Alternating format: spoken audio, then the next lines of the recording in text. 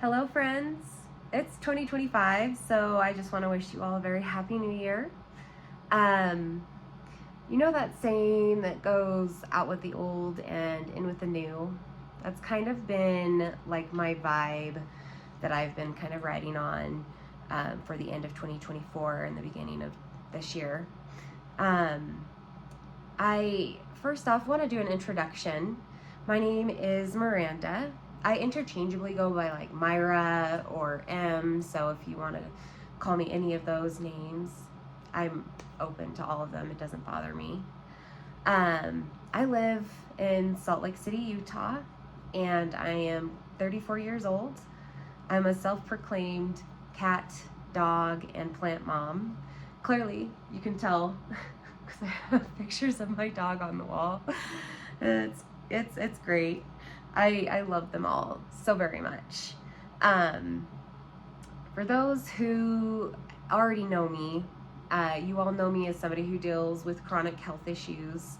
One of the most unique things about me actually is that, if you can see, this is called a Hickman. It's a permanent IV line that is hooked up to my heart, and I need it for taking IV medications daily. I do infusions daily, and it just keeps me alive and keeps me going. So, yeah, that's one cool thing about me that I think is very interesting.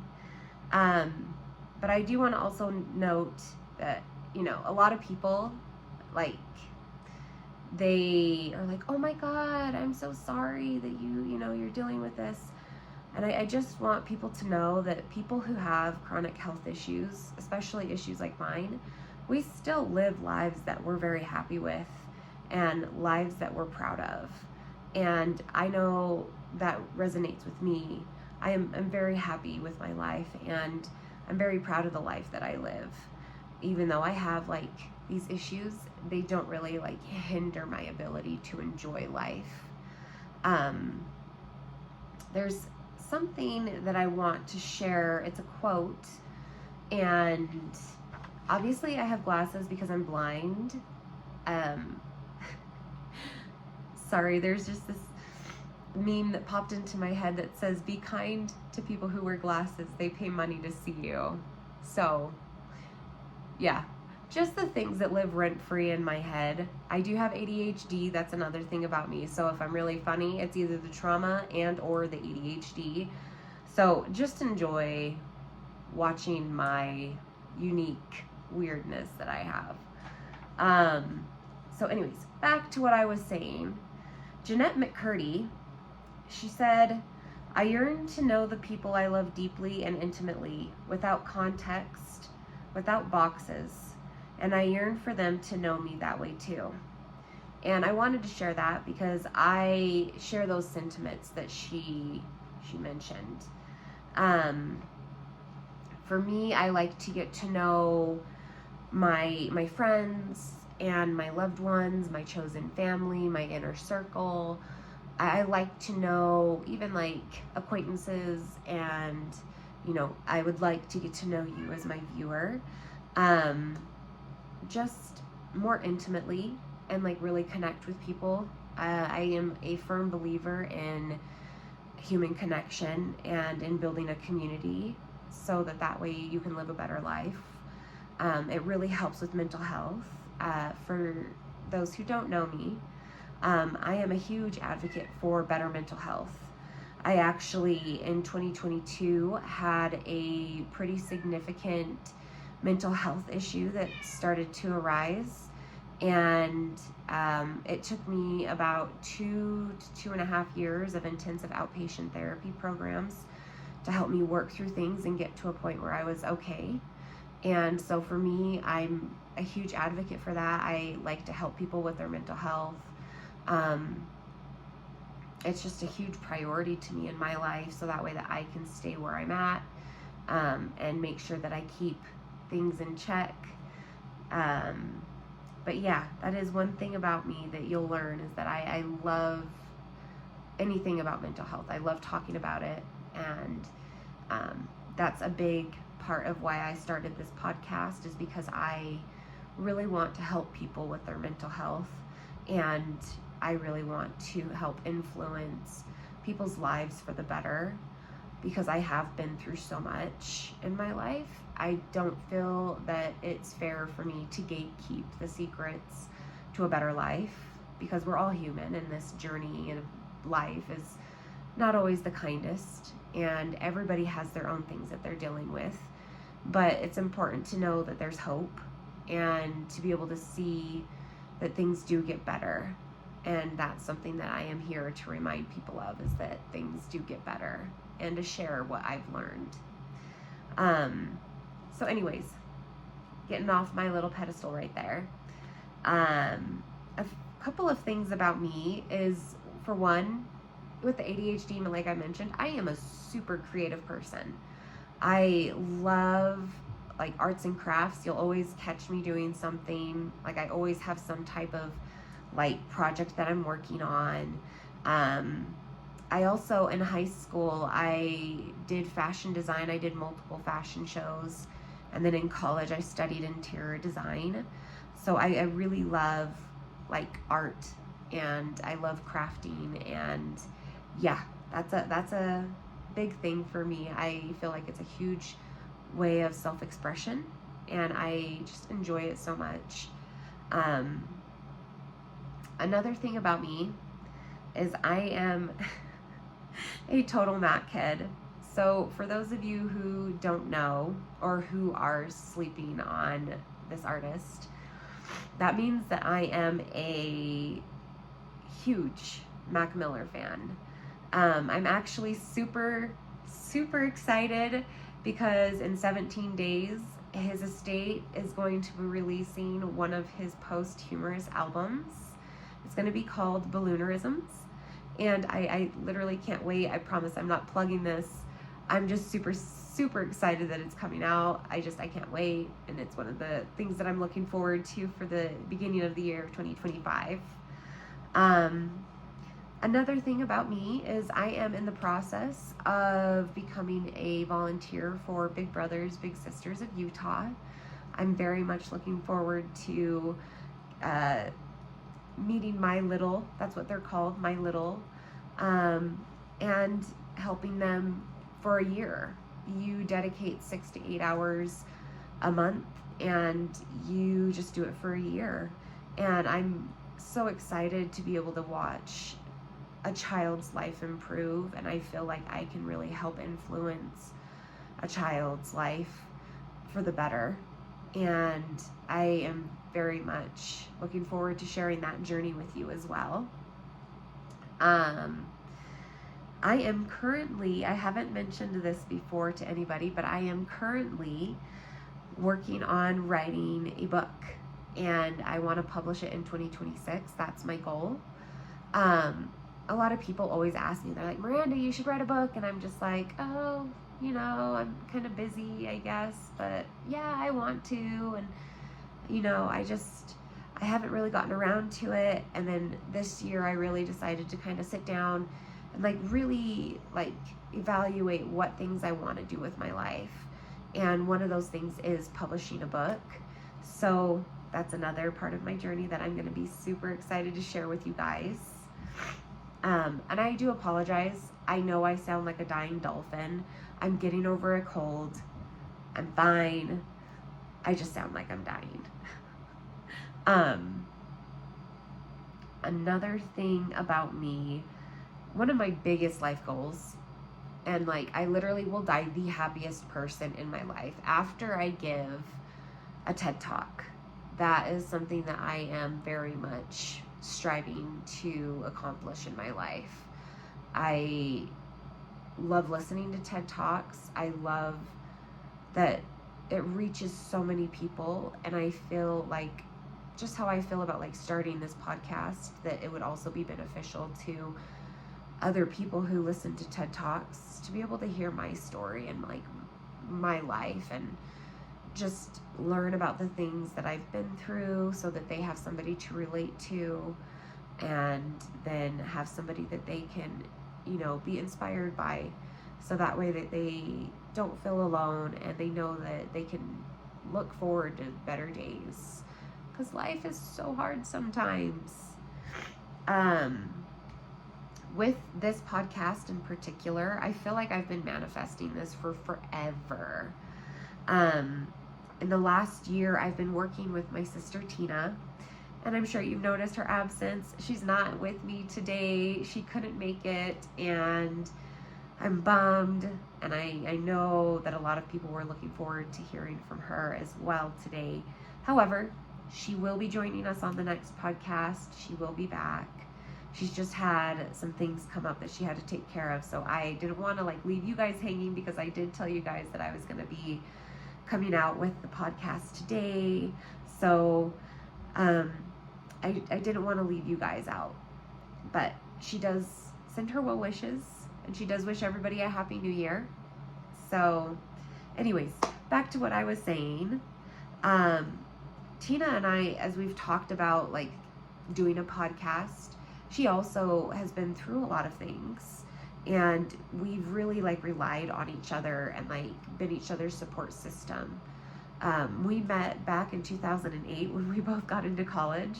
It was our first year in college that we met. So it's been about 17 years that we've been best friends, and she's become my chosen family and I've become hers. And it's been such a blessing to have somebody I consider a sister like Tina. She's a great person, and I'm so excited for you guys to get to know her too. Speaking of our next episode, so our uploading schedule, it may increase, but as of right now, we've designated our uploading schedule as the first Wednesday of every month. So you can find us. We are on social medias. Let's see. We have Instagram, we have TikTok, and then our podcast platforms, we are using SoundCloud and YouTube. So I'll link all of those down in the description after I'm done. And you guys can subscribe. You guys can turn on notifications. You can follow. Do all that good stuff. That way you just don't miss when we sit there and we upload something. So we also appreciate that support that you guys give. It means a lot to us, and we want to build a really tight-knit type of community where people feel comfortable to come and ask questions and talk and reach out and be a part of something that isn't just oh, hey, come watch my YouTube channel, watch me do something like my makeup or whatever.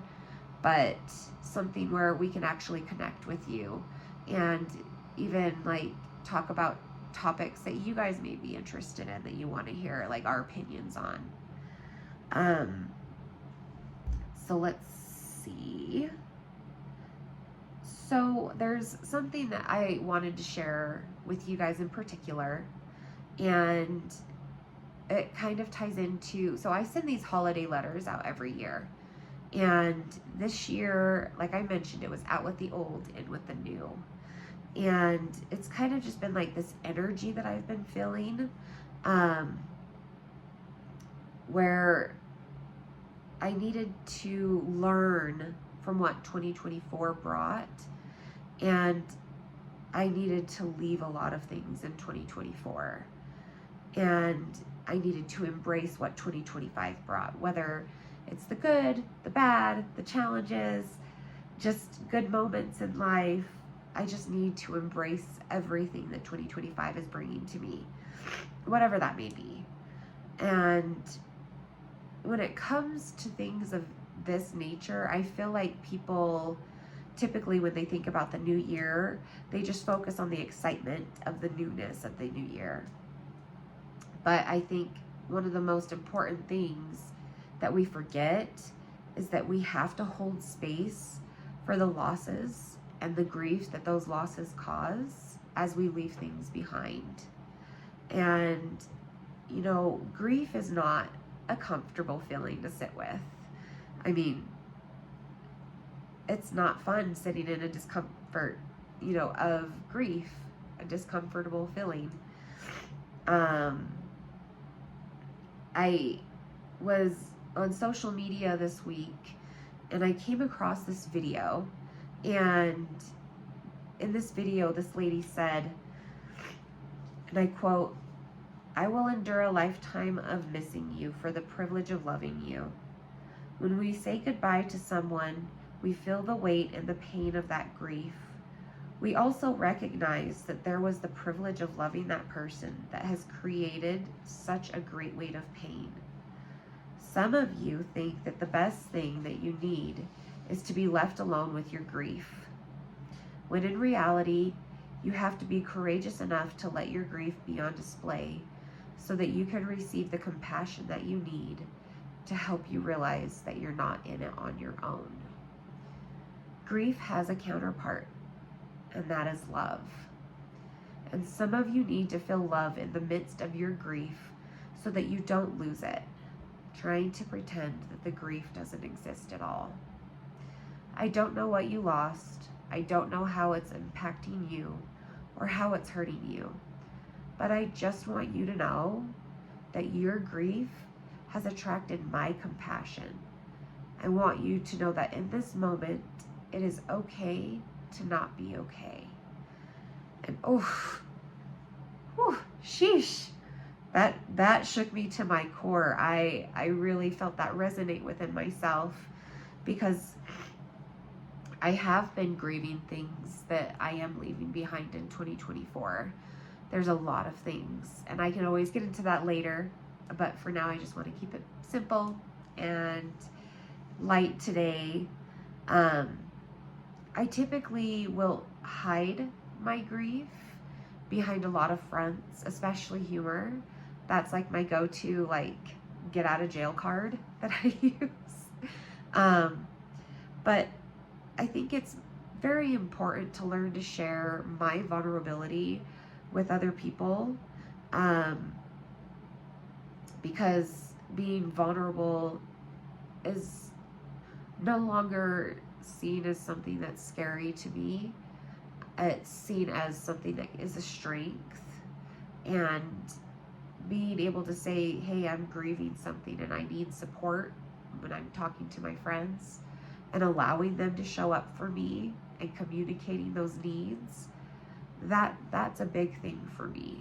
And so, maybe that's something that resonates with you, that you need to work on, and that's something that you can incorporate into your life for 2025.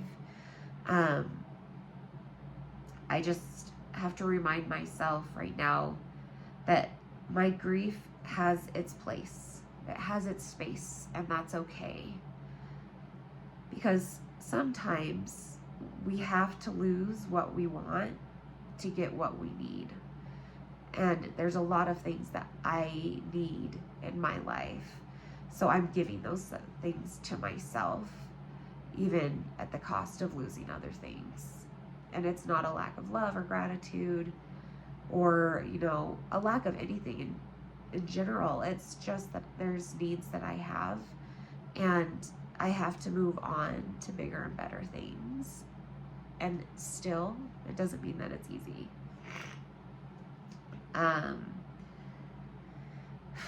When it comes to grief in particular, I just want to remind you that feeling grief is okay, even if it's not the grief of losing a loved one to death. There's a lot of ambiguous grief that exists when, for example, you're losing a loved one who is still alive, but just shouldn't be a part of your life anymore. Or it could even be like leaving a job that you have for the opportunity to find a better job that fits you and your passions and your aspirations better. I've just learned that grief is not limited.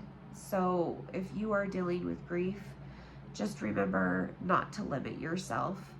And there's not really a time limit for how long you should be grieving. So don't put yourself on a schedule.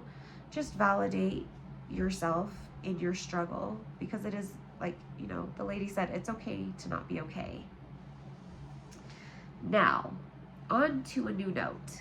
After I hydrate myself, because that's a goal for 2025, staying properly hydrated. I was watching TikTok, and this girl, her name is Jen Gottlieb. I really hope I pronounced that correctly. She talked about how every year she wrote a letter to her future self from her previous self. And so on December 31st, she sat down and she wrote this letter, and she would envision things for herself and then congratulate herself on them.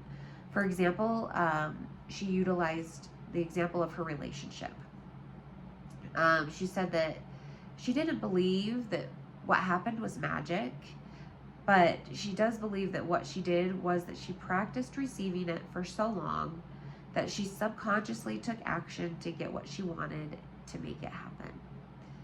That was really cool. So I decided yesterday just to hurry and sit down and write out a letter to myself, and I'm super excited to see what 2025 does in regards to that, to see, you know, what manifests itself in my life based off that letter that I wrote. And I would honestly, it's not too late. I would actually encourage you to write a letter to yourself, and then on New Year's Eve this year, open up that letter, sit down, read it, see what life has brought for you. Excuse me. Again, I apologize. There was this quote that I absolutely love, and it says, "You're in a season of leaving things behind, and it's not easy, but you've come to understand that in order to make room for peace and joy, you must first let go of those who no longer align with the way that you envision your life." And I think that's applicable to like jobs and friends and even family. You know, there are people who have difficult relationships across the board, and I think inviting new experiences and new people into your life, that you can even, you know, in that letter that you write to yourself, you can congratulate yourself on making new friends, on making progress with, you know, better relationships or a better job. But I think incorporating the grief and moving on and manifesting something better for 2025 is a really cool process. And I just wanted to share my process with you that I've done for this year. So I hope that that's been something that you've been able to pick up on, and maybe, you know, like little gold nuggets, just like picked out things that worked for you, that things that touched you or stood out to you. And on my last note, I do want to talk about so I'm such a nerd. Oh my gosh. So I really love the brain, the mind. And I like talking about it because it's so cool. Before I went into my 2-year span of intensive outpatient therapy, like I've studied psychology, which I love, and I've studied things about the brain, the anatomy, excuse me. Whew. But I've studied that. But once I got into therapy, I learned so much more about the human brain and how the mind works. And it's just incredible that we are such powerful people and we don't even know it, because our minds don't always let us believe and know just how capable we are of things. And so with like this whole experience, it's just important to know that your thoughts really do create your reality, and you can make a better life for yourself. And manifesting that better life is something that has given me like the drive and like the inspiration and the hope to hang on to my dreams as I'm like working through things that are difficult. So I'd also encourage you to incorporate that, so that way you can move through things in your life easier. And that wraps up our discussion for the day. I am glad that I got to share with you a little bit more about myself so you could get to know me more. And excuse me, goodness. Okay, our next scheduled update is going to be on February 5th. It's a Wednesday. Like I said, first Wednesday of every month is when we're going to be uploading. So yeah, make sure that you stay tuned for that. Like I said, subscribe and turn on notifications so that you don't lose anything, and so that you also don't miss out on anything. And again, personally, I really want to thank you for supporting me. I am so excited to do this, and I really appreciate the support that you guys have given me. And I am just grateful for the encouragement. And oh my gosh, that was a bug. That was a big bug. Oh my gosh. Oh God. Okay. So anyways, moving on, now that the bug's gone. The next time that we have our next episode, you're going to meet Tina. She's going to do her introduction. And then we are going to share 3 pieces of advice that we wanted to share with you. And we're also going to be sharing more of our New Year's goals. And we're going to have a topic. We're still picking that out. If you guys have any ideas or any interests that you guys, you want to hear about, leave a comment and interact with us. Let us know what you're thinking about, and maybe we'll do a discussion on that next time. But until then, just take care of yourselves and make sure that you do one thing every day that makes you happy. Whether that takes 5 minutes, cool. If it takes 30 minutes, great. If it takes 2 hours, awesome. As long as it's you doing something that makes yourself happy, that's what's important. Because you are important, and you are worthy, and you deserve to be happy. Thank you.